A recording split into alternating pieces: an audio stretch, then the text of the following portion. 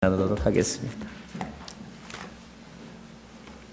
하나님 말씀 신명기 4장 41절에서부터 49절까지의 말씀을 제가 여러분에게 봉독해 드리겠습니다. 그러고 나서 모세는 요단강 동쪽에 세 개의 성들을 따로 분류했습니다. 이는 누구든 악의가 없이 우연히 이웃을 죽이게 된 사람이 피신할 수 있도록 하기 위해서였으며, 이런 사람은 그 가운데 한 성으로 들어가면 목숨을 건질 수 있었습니다. 그 성들은 루벤 사람들의 성인 광야 평지에 있는 벳셀, 갓 사람들의 성인 길앗 라못, 므낫세 사람들의 성인 바산 골란이었습니다. 이것이 모세가 이스라엘 백성들 앞에 둔 율법입니다. 이것은 그들이 이집트에서 나올 때 모세가 그들에게 말한 증거, 규례, 법도로서 요단강 동쪽 벳볼 가까이에 있는 골짜기 곧 헤스본에서 다스리다가 모세와 이스라엘 백성들이 이집트에서 나오면서 물리친 아모리 사람들의 왕 시혼의 땅에서 분류한 것입니다. 이스라엘 백성은 시혼의 땅과 바산 왕 옥의 땅을 차지했는데, 그들은 요단강 동쪽을 다스리던 아모리 두 왕들이었습니다. 그 땅은 아르논 골짜기 끝 아로엘에서부터 시온산 곧 헬몬산까지 뻗었고, 요단강 동쪽은 아라바와 비스가 산비탈 아래의 아라바 바다까지 포함됐습니다. 49절 말씀인데요. 한 번 더 기도하겠습니다. 주님 감사합니다. 오늘도 신명기를 통하여 주시는 주의 말씀을 듣습니다. 이곳에 있는 주의 백성들과 또 인터넷과 또 CD를 통하여서 이 말씀을 듣는 모든 이들에게 동일한 성령의 역사가, 말씀의 역사가 일어나기를 원합니다. 예수님 이름으로 기도합니다.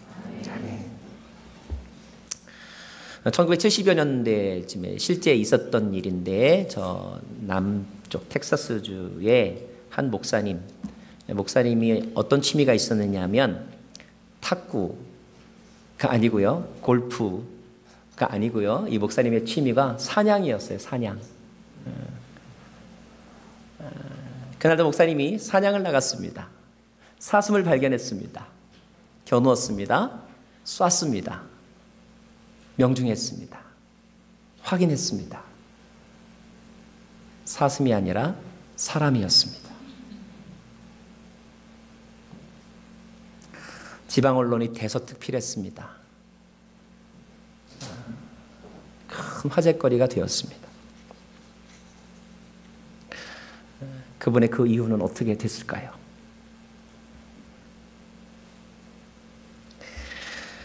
신명기 4장을 하면서, 신명기 4장을 통해서 우리는 특별히 하나님은 어떤 분이신가에 대해서 우리가 배우고 있습니다. 하나님은 스스로 계신 분. 지난주에는 그 스스로 계신 하나님은 우리의 생각으로 측량할 수 없는 분. 그 하나님은 위대하고 강하신 분. 그 하나님은 나를 사랑하셔서 선택하신 분. 그 하나님에 대해서 우리가 어떤 태도를 가져야 하는가, 세 가지를 함께 나누는데, 따라할까요? 물어보라, 인정하라, 순종하라. 고민하지 말고 하나님 앞에 물어보라는 것이죠. 그리고 그분의 뜻을 인정하라는 거예요. 그분의 존재를 인정하는 것입니다. 그리고 순종하라고 말씀하고 있습니다. 오늘 말씀도 4장의 테두리 안에 있습니다.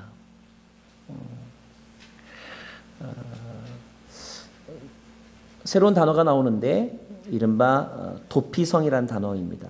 도피성.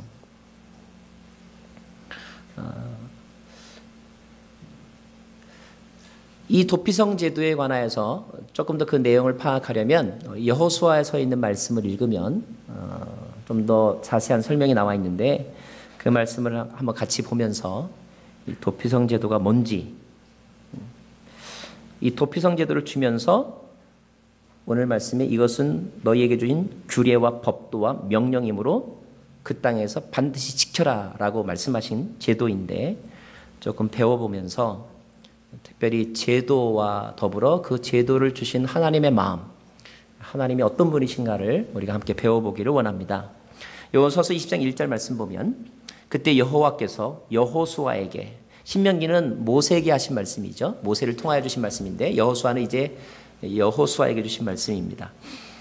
자, 2절 보니까 이스라엘 백성들에게 내가 모세를 통해 지시한 도피성들을 지정하라고 말하여라 그랬습니다. 3절 말씀 같이 한번 읽을까요? 시작. 그래서 뜻하지 않게 실수로 살인한 자가 그곳으로 피신해 피로 복수하려는 사람으로부터 보호받게 하여라. 예, 중요한 몇 가지 개념이 있는데, 자, 살인자에 관한 규례입니다. 그런데 이 살인자가 어떤 살인자냐면 뜻하지 않게 실수로, 오늘 말씀 보면 악의 없이 살인한 사람, 우연히 살인한 사람을 말합니다. 요즘 말로 치면 과실치사한 사람이죠. 과실로 사람을 죽인 사람.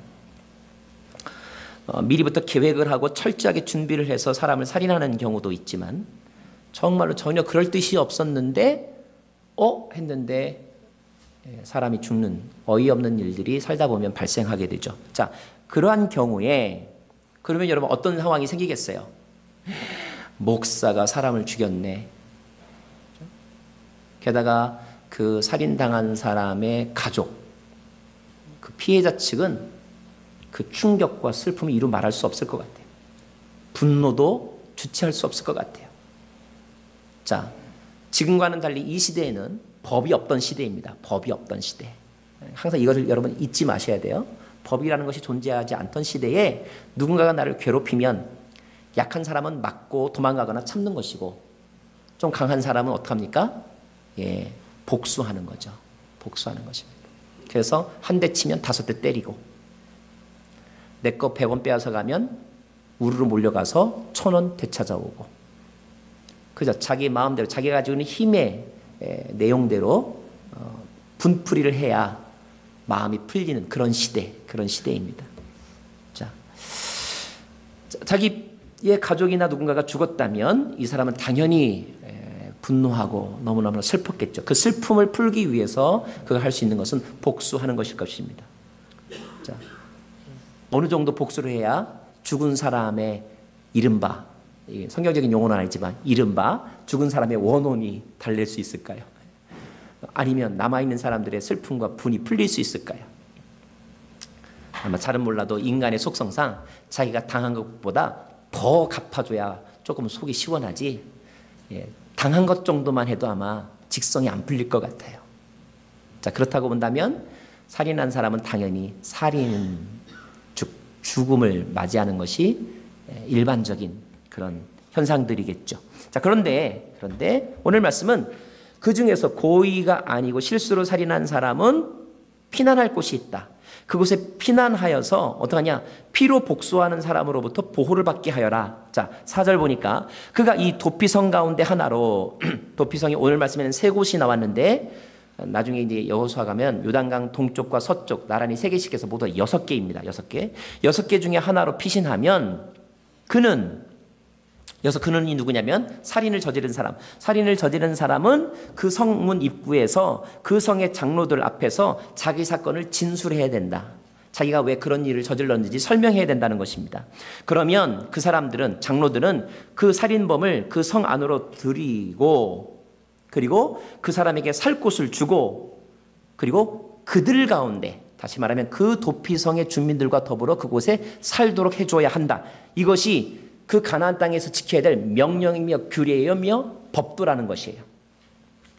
5절, 만약 피로 복수하는 사람이, 자, 이제 복수하겠다고 마음을 먹은 사람이 쫓아오더라도 그 복수를 마음먹은 사람에게 그 피의자를 내어주서는 안 된다. 내어주지 말아야 될 이유는 5절 보니까 그가 어떻게 하다가 우연히 죽인 것이지 전부터 미워서 죽인 것이 아니기 때문에, 다시 말하면 고의가 아니라 과실이기 때문에 내어주어서 그 사람의 목숨까지도 잃게 만들어서는 안 된다. 6절, 그는 심판하는 회중 앞에 설 때까지나, 다시 말하면 정식 재판을 받을 때까지, 또는 그 당시에 대제사장이 죽을 때까지는 그 성에서 살 수 있다.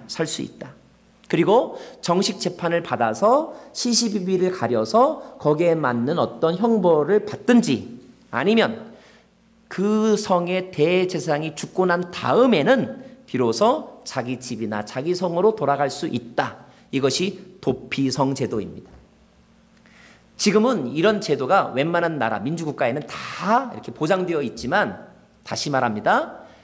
지금으로부터 4,000년 전, 3,500년 전에는 이런 것 자체가 없었던 시대예요. 특별히 지금 그들이 빼앗은 땅은 아모리 사람, 아모리의 왕, 바산 왕 옥과 헤스본 왕 시온으로부터 땅을 빼앗았다는 것을 다시 한번 설명해 주고 있죠. 이 일을 설명해 주는 이유는 그들이 살던 그 세대는 이런 것 자체, 문화 자체가 없었다는 거예요. 이런 법제도 자체가 없었다는 것입니다. 그저 강한 자가 살아남고 약한 자는 늘 착취당하는, 억울하게 빼앗기는 그런 사회 속에 하나님이 그 땅에 들어가기도 전에 이미 이런 법을 명령하시고 반드시 지키라고 말씀하셨다는 거예요. 그래서 우리는 먼저 첫 번째 이런 질문을 던질 수가 있는 거죠. 자, 그 성에 들어가서 해야 될 여러 가지가 많은데 왜 하필이면 하나님은 제일 먼저 이것부터 그들에게 첫 번째 프로젝트로 말씀하셨을까? 이게 그렇게 중요한 걸까? 도대체 하나님에게 있어서 도피성제도는 어떠한 근거와 어떠한 뜻 속에서, 어떠한 생각 속에서 우리에게 주신 명령일까? 이것을 우리가 한번 질문해보고 묵상해 보아야 한다는 것입니다. 제가 포틀랜드 온누리교회 와서 만난 여러분들 만나는데, 만나니까 아, 이분은 이런 분이구나, 아, 저분은 저런 분이구나, 이렇게 조금씩 알아갈 것 같아요. 제가 만난 A라는 분은요, 되게 마음이 따뜻하시고, 그리고 날마다 신앙적으로 살려고 굉장히 노력하는 분이시더라고요. 인내심도 많으신 것 같고 진실해 보이셔요. 거짓말이나 뭐 남의 말을 이렇게 옮기거나 뒤에서 수근수근거리거나 그런 일은 안 할 것 같은 그런 분도 계시고요. 또 어떤 분은요, 굉장히 아주 독특하세요. 독특하다는 말은 여러 가지 의미가 있죠. 그래서 독특하세요. 나름대로 신앙이 확고한데 신앙의 오리엔테이션 어디서 받으셨을까? 뭐 이런 생각도 좀 들어요. 그리고 사람들 앞에서 보여줄 때의 모습은 굉장히 아주 홀리하고 그리고 경건해 보이는데, 근데 문득문득 이렇게 사용하는 단어나 무심결에 하는 행동을 보면 제 눈에는 아, 이분은 본성은 이런 분이겠구나, 이중적이신데 좀 위선적인 것 같다라는 생각까지도 드는 그런 분이 계세요. A가 누구일까요? B가 누구일까요? 놀라운 것은 이 A와 B가 동일 인물이라는 거예요.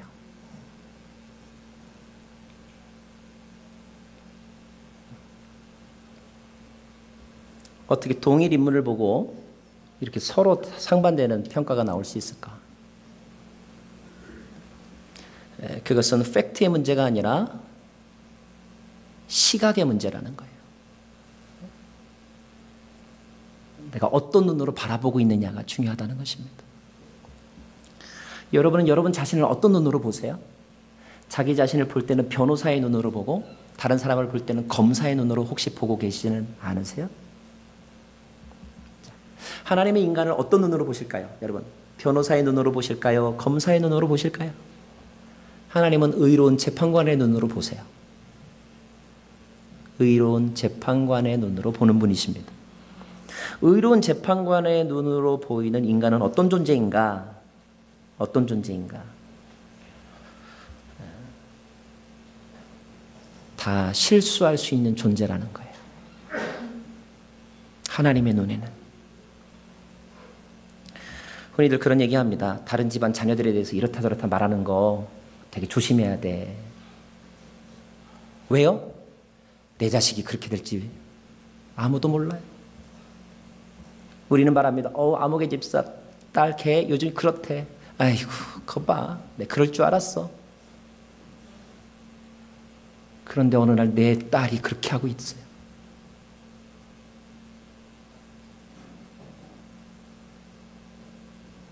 죽음이 모든 사람 앞에 평등하듯이 죄도 모든 사람에게 구별 없이 찾아가는 것이죠. 실수나 잘못도 누구에게나 일어날 수 있는 사건인 거예요.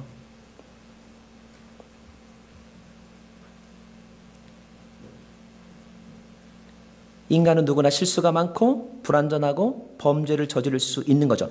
범죄를 저지르면 죄에 대한 대가를 치루어야 되죠. 그러나 사람들은 그 발생한 범죄의 결과만을 보고 판단할 때 하나님은 뭐라고 말씀하시냐면 결과만 보지 말고 그 사람의 의도를 한번 보렴. 우리의 중심을 보라고 말씀하시는 거예요. 정말로 처음부터 작정하고 죽일 마음을 가지고 죽였는가? 아니면 전혀 그럴 뜻이 아니었는데, 아니 잘해주려고 했는데 어떻게 하다 그런 결과가 생겼는가? 아무도 이 시대에는, 여러분, 지금이 아니라 이 3500년 전 이 시대에는 그 사람의 마음을 헤아리는 것에 대해서 관심이 없던 시대예요. 그래서 눈에 탁 보이는 거 가지고 즉흥적으로 행동하고, 그리고 두 번, 세 번, 한 번 다시 회의를 해보고 다시 재검을 해보고 1심, 2심, 3심 재판을 해보고, 이런 시대가 전혀 없던, 법이라고 하는 제도가 전혀 없던 그 시대에 하나님은 아니야. 고의로 그런 일을 저지른 사람과 실수로 그런 일을 저지른 사람은 구별해서 처리해야 돼. 성경에 그런 말씀이 나오죠. 사람은 외모를 보거니와 나 여호와는 중심을 보느니라. 하나님은 우리의 중심을 보고 계신 분이고, 어쩌면 우리의 겉의 결과보다는 우리의 어떤 의도, 그 의도에 더 포커싱 하시는 분이 하나님이시라는 거예요. 인간은 바울의 고백처럼 원하는 바 선은 행하지 않고 원치 않는 바 악을 행하는 사람입니다. 원하는 건 선인데 행동은 악을 행하는 거예요. 근데 악을 행한 그 결과만을 가지고 아마 우리에게 심판의 잣대를 들이밀면 이 가운데 저나 여러분 어느 누구도 살아남을 수 없을 거예요. 그런데 하나님은 그래도 얘가 그러려고 했던 게 아니잖아? 여기에 주목하시는 분, 그분이 하나님이세요. 하나님. 우리는 언제나 내가 피해자라고 생각해요. 그리고 저 사람이 가해자라고 생각을 하죠. 그러나 내가 언제든지 가해자가 될 수 있다는 것. 피해자는요, 자신의 억울함을 이야기해요. 피해자에게만 억울함을 토설할 그런 기회가 주어지는 것 같아요. 근데 여러분 그거 아세요? 피해자의 교만이 있다는 것. 피해자의 교만. 하용조 목사님이 사용하신 단어인데 일본에 러브소나타 가셔가지고 그렇게 말씀하시더라고요. 여러분, 우리 한국 사람들이 일본에 대해서 피해자의 교만이 있다는 걸 내가 깨달았습니다. 우리는 일본 사람도 아니죠. 일본 놈들. 그러면서 우리는 당연히 일본은 우리한테 어떻게 해야 되고 뭘 해야 되고 뭘 해야 되고 아무리 뭘 해줘도 그게 양이 안 차는 거죠. 이런 사과 표현법 저런 사과 표현법을 해도 양이 안 차는 거예요. 피해자의 교만이라는 거죠.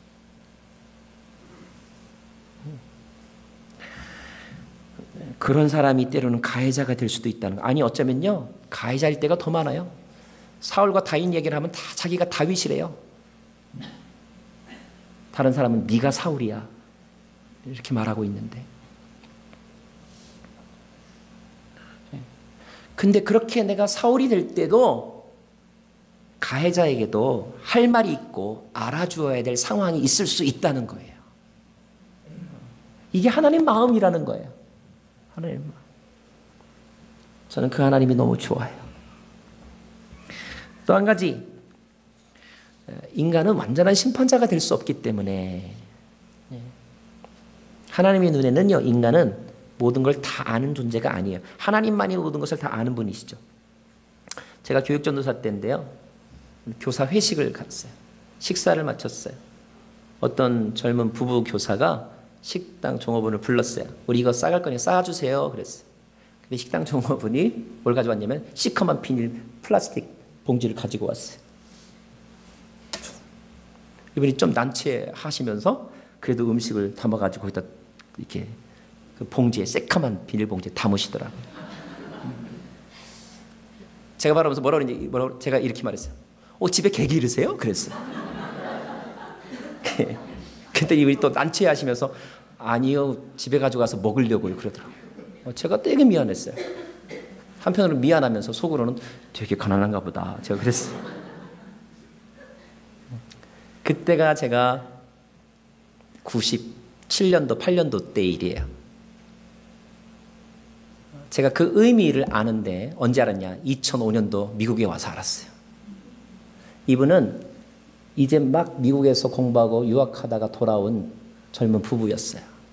미국에서 하던 대로 남은 음식 너무 아까워서 투고박스를 원했던 건데 한국이 그런 문화가 없었기 때문에 그냥 시커먼 비닐봉지 줬던 거예요.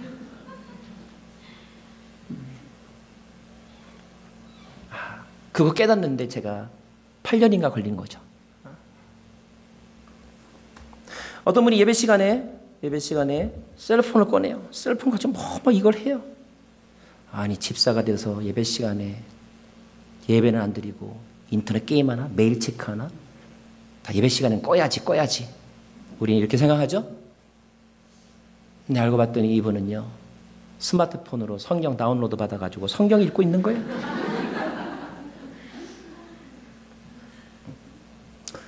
우리는 내가 본 것, 내가 경험한 것으로 모든 것을 판단하는 거예요. 우리는 부분적으로 알고 있을 뿐인 거죠. 어쩌면 고상하게 주일날 성경책을 여기에 끼고 오는 사람보다 더 진실하게 말씀을 묵상할 수도 있는 거예요. 우리는 다 알 수 없어요. 그래서 한 사람으로 판단하지 말고 두 사람이 한 번에 모든 것 다 결정내지 말고 2번, 3번 해보라는 거예요. 그리고 네가 본 것으로 판단하지 말고 한번 들어보라는 거예요. 들어보라고. 그래서 오늘 아까 읽은 말씀에 그 사람이 성들의 장로들 앞에서 뭐 하라고 그랬어요? 진술하라고 그랬죠. 진술. 자기가 어떻게 하다가 사람을 죽이게 됐는지 한번 진술할 말할 기회를 주어봐라, 이것입니다. 창세기 16장에서 하나님은 자기 자신을 이렇게 표현합니다. 하갈이라고 하는 여인을 통하여서 나는 감찰하시는 여호와라, 살피시는 하나님이란 뜻이에요. 살피시는 하나님. 하나님은 인간의 모든 것을 살피시는 분이십니다. 동서남북, 상하, 좌우 입체적으로 살피시는 분. 물론 인간은 아무리 노력해도 하나님처럼 다 알 수는 없어요. 하지만 그 하나님의 마음을 배워야 하기 때문에 판단하기 전에 더 들어보고 사용시키기 전에 더 조사해보라는 거예요.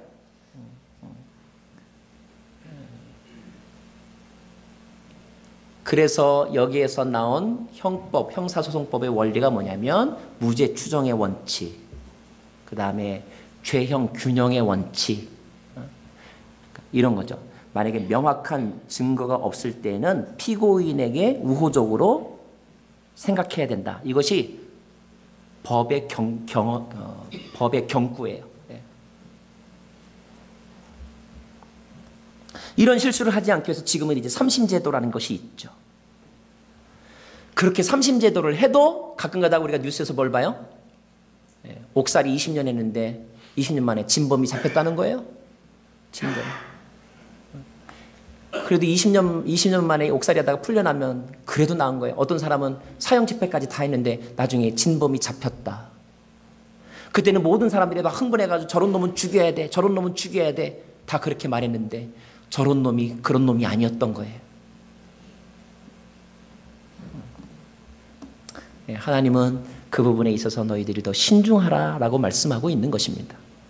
또 한 가지 왜 이런 도피성 제도를 주셨느냐 하면 여기 하나님의 어떤 마음이 있냐면요, 피해 복수를 막기 위해서라고 돼 있어요.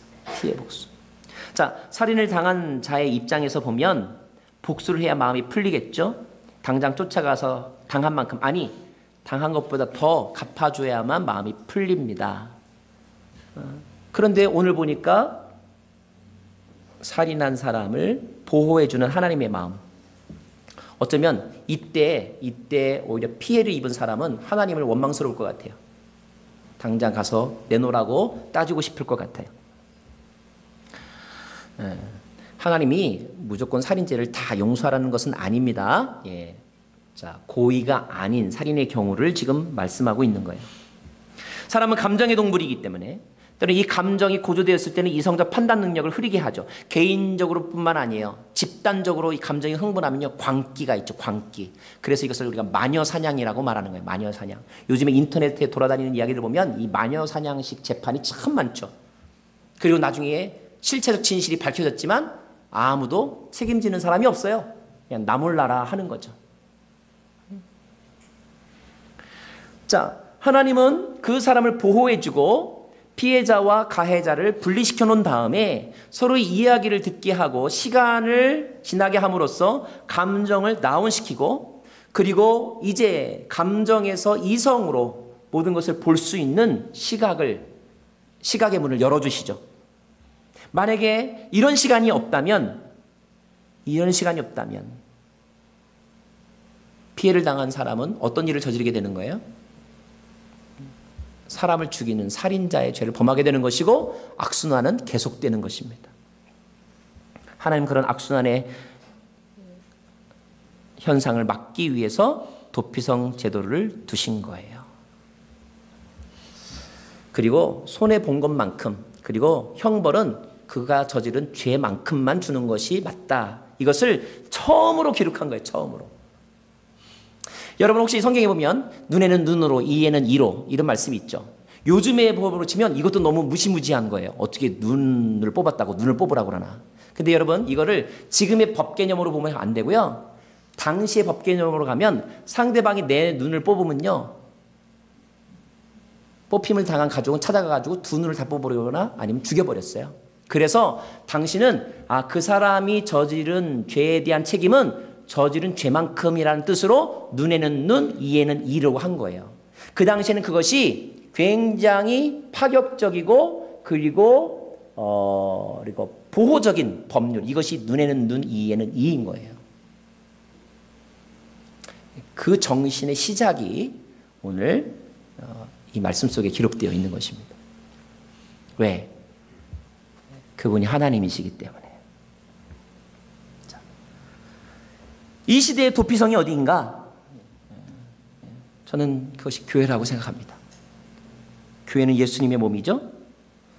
예수님은 친히 도피성이 되어 주셔가지고 막 후다다닥 도망쳐오는 사람들을 앞에서 쫓아내지 아니하시고 오라고 부르십니다. 주님이 부르시는 초대를 들어보면 가난한 자, 수고한 자, 무거운 짐진 자, 병든 자 이런 사람들을 오라고 말씀하시는 거예요. 아니 주님은 오히려 더 엄격하게 더 진보적인 레디컬한 메시지를 말씀하시죠. 원수도 오라. 원수도 오라고 말씀하세요. 그리고 주님은 십자가상에서 저들의 죄를 용서하소서라고 말하면서 그 다음 말씀 이런 표현이 있잖아요.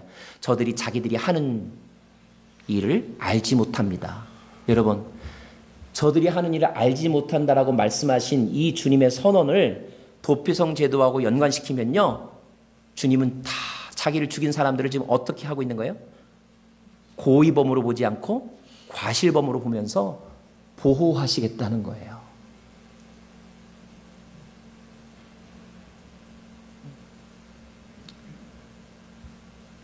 그 유대인들이 고의가 아니었어요? 고의였죠.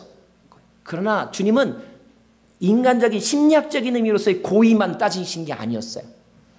주님은 인간이 심리학적으로 오랫동안 계획 세우고 집요하게 치밀하게 준비해서 한 그 고의를 넘어서서 영적으로 그들의 행위를 보았는데 영적으로 그들의 행위는 그들이 한 것이 아니라 누가?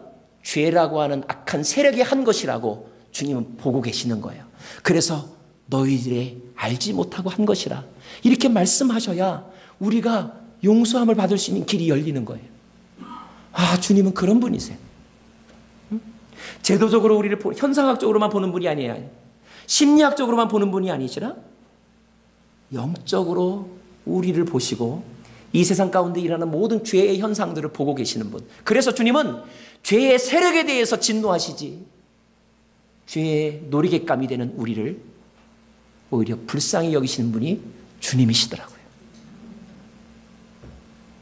십자가에 달리신 주님은 그런 분이시더라고요. 범죄한 영혼에게 누구나 가해자가 될 수도 있는 우리에게 그런 주님이 계시다는 것은 얼마나 은혜인지 모르겠어요. 제가 그런 찬양이 생각이 났어요. 오래간만에 우리 불렀던 찬송 한번 부르고 싶어요. 예수가 우리를 부르는 소리 그 음성 부드러워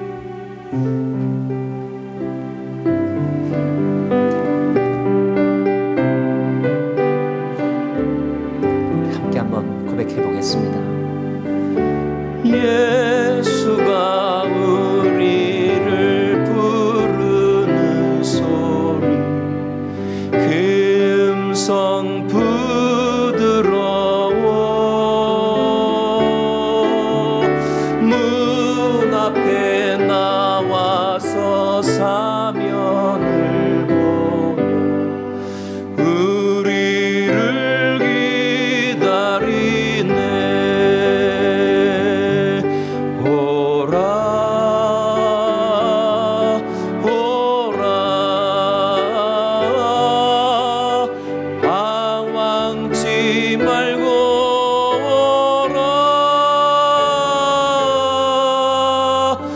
죄 있는 자들아 이리로 오라. 주 예수 앞에 오라. 오라 오라 오라. 당황치 말고 오라.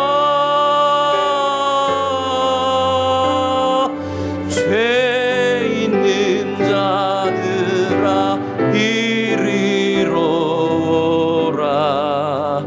주 예수 앞에 오라.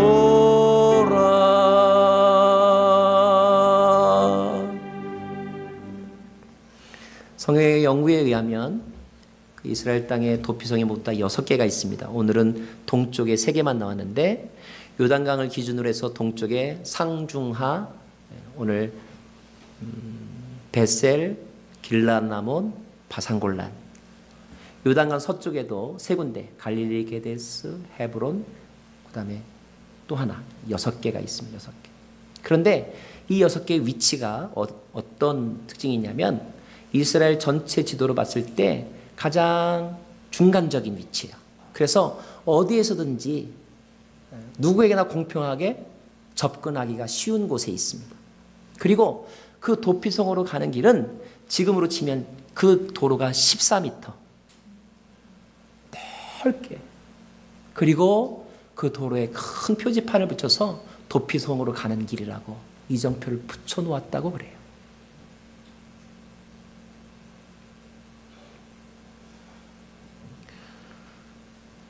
어떤 하나님이십니까? 그래요. 죄 지은 자들이 오라는 거예요. 방황하지 말고 오라는 것입니다. 너 거기 있으면 죽으니까 일단 나한테 피해. 일단 나한테 피해서 숨을 돌리고 자초지종을 얘기해봐. 내가 판단해 줄게. 너 실수한 거구나. 너 근데 그거 말할 기회가 없었구나. 내가 대신 말해줄게. 근데 이거는 네가 잘못한 거야. 이거는 네가 책임을 달게 받아야 돼. 이거는 네가 피하려고 하지 말고 용서를 빌고 대가를 치루어. 하나님이 판단해 주시겠다는 거예요. 인간이 사사롭게 감정적으로 즉흥적으로 충동적으로, 그래서 강한 자는 살아남고 약한 자는 맨날 피해당하는 그런 사회가 내가 원하는 세상이 아니라는 거예요.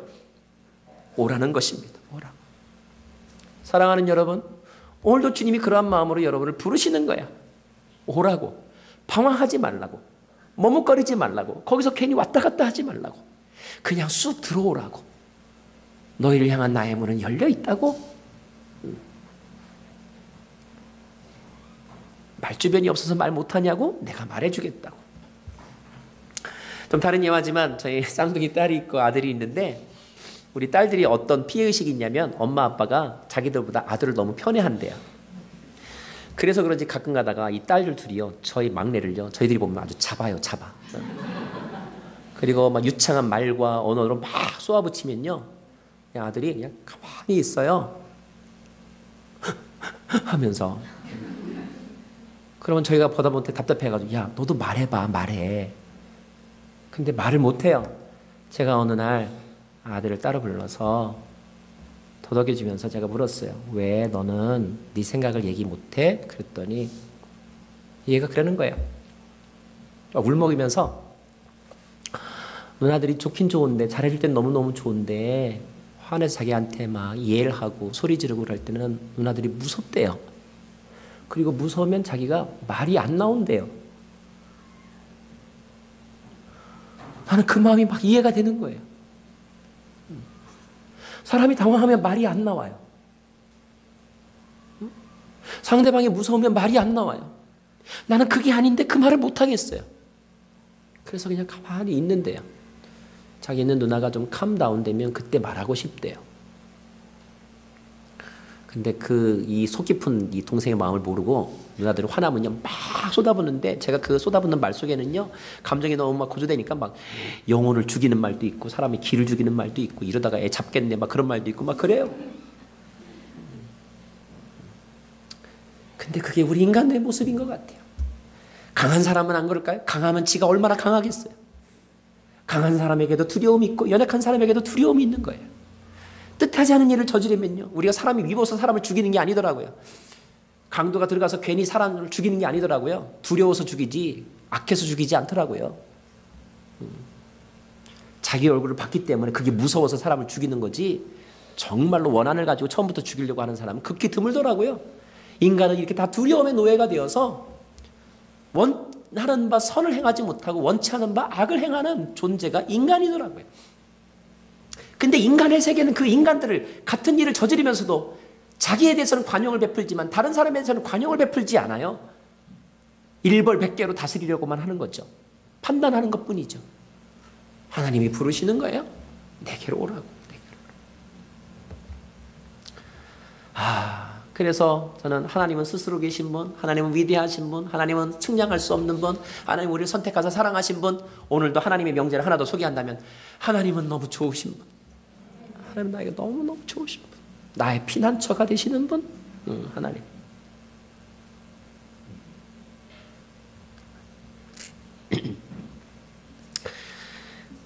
말 못할 사정이 있을 때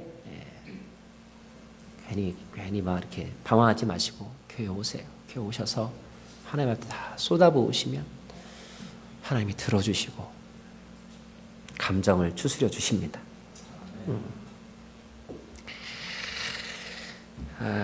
여기서 말씀을 마무리해도 좋은데 저 안에 또 이런 호기심이 있어가지고 여러분과 나누고 싶어요. 뭐냐면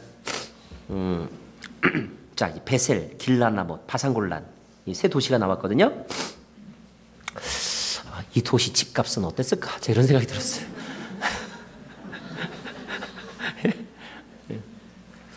이 도시의 학부모들은 어떻게 했을까? 뭐 부지중이지만 실수로지만 사람을 죽인 자가 우리 동네에 왔어요. 걔가 우리 자녀가 다니는 학교에 다녀요. 예? 그럼 여러분 어떻게 하실래요? 집값 떨어진다고 시청에 가서 데모하지 않으실래요? 그리고 막 교장에게 압력 넣어가지고 재퇴학시키라고 아니면 다른 학교로 전학시키라고, 우리 분위기 괜히 싸해졌다고, 우리의 영향받는다고, 어떻게 내 아들이 살인자하고 같이 다니냐고 그러지 않으시겠어요? 저는 오늘 도피성에 기존에 살고 있던 사람들에 대해서 한번 묵상해 봤어요.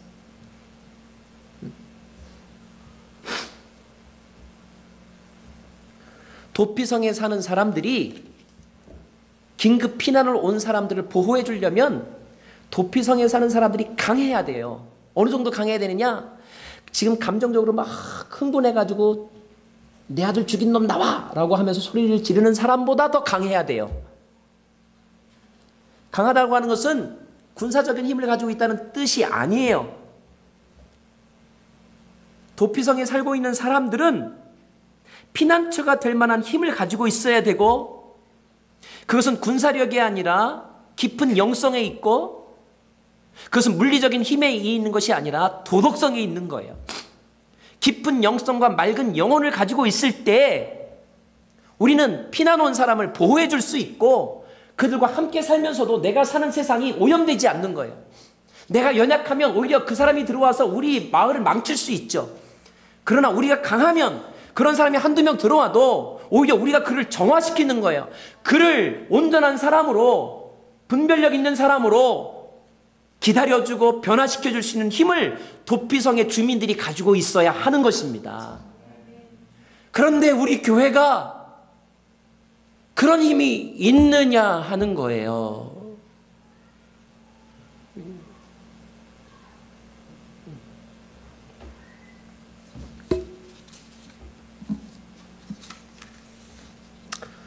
우리는 좋은 교인 왔으면 좋겠죠. 제가 봤더니 좋은 교인이 어떤 교인인가 봤더니요, 안정된 직장에 헌금 많이 낼 수 있는 교인, 이렇게 생각하는 분들이 더러 계시더라고요. 나하고 대화가 통할 수 있는 사람, 그런 사람이 좋은 교인이라고 생각하는 경향들이 있으세요. 그런 생각만 가지고 있으면 여기에 가난한 사람이거나 신문상에 문제가 있는 사람이거나 아니면 한국에서 무슨 뭐 사고를 쳐서 온 사람이거나 그런 사람은 오면 안 되는 거죠. 교회 물 흐리니까. 그건 도피성이 아니죠. 그건 주님의 교회가 아닌 거예요.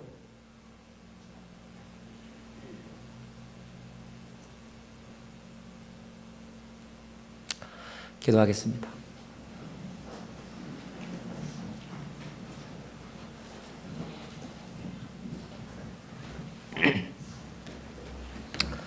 하나님,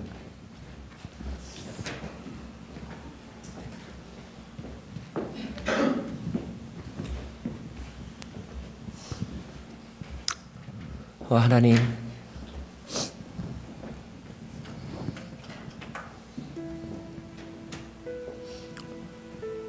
하나님,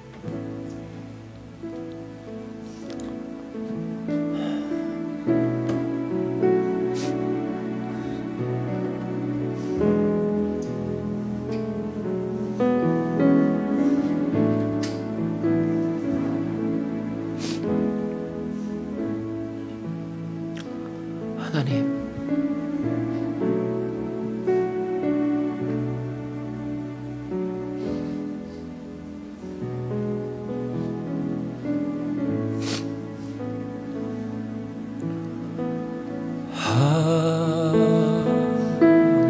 하나님은 우리의 피난처가 되시며 환난 중에 우리의 힘과 도움이시라. 하나님은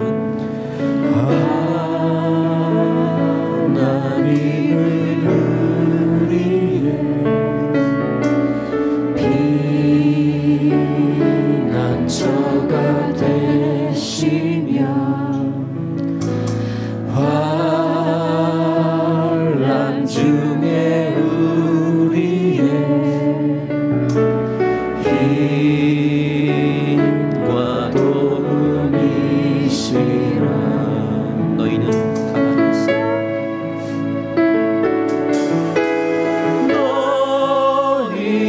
가만히 있어.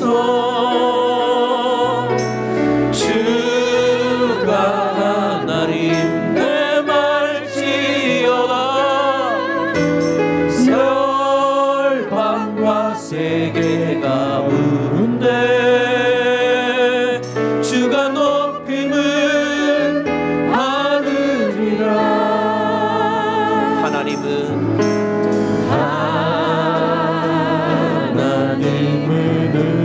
우리 사랑하게 기도합니다. 주님, 내가 주님 앞에 나아갑니다.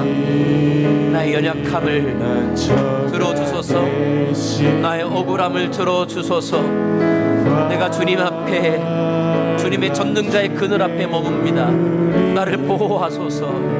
주님, 나를 회복시키소서. 내가 더 이상 방황하지 않겠습니다. 함께 기도하며 나아갑니다.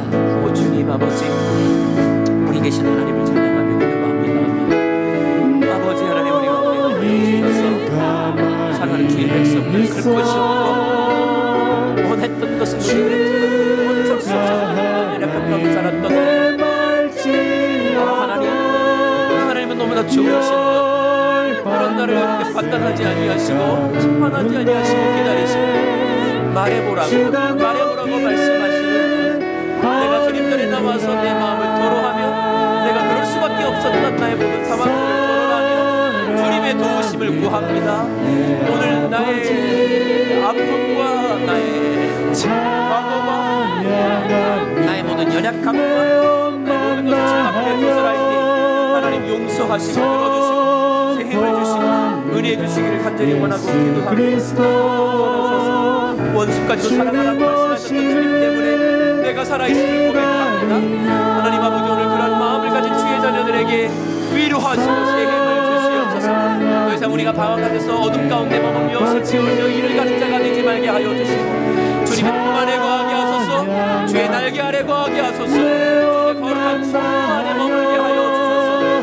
그래서 주님의 주의 백성들 될 수 있도록 하나님 도와주소서. 우리도 너무나 그런 사람들이 될 수 있기를 원합니다. 넉넉한 역사를 가질 수 있기를 간절히 원하고 기도하옵나니 오 주여, 하나님 자의 삶을 살 수 있도록 은혜 베풀어 주시옵시고 오라 내게로 즐거운 뒷부자들 수고한 자들도 영어를 쓰는 주의 자녀들과 될 수 있도록 주여 인도하여 주시옵소서. 주님을 신뢰합니다. 주님 오심을 기다리며 수고하고 무거운 짐진 자들아 다 내게로 오라.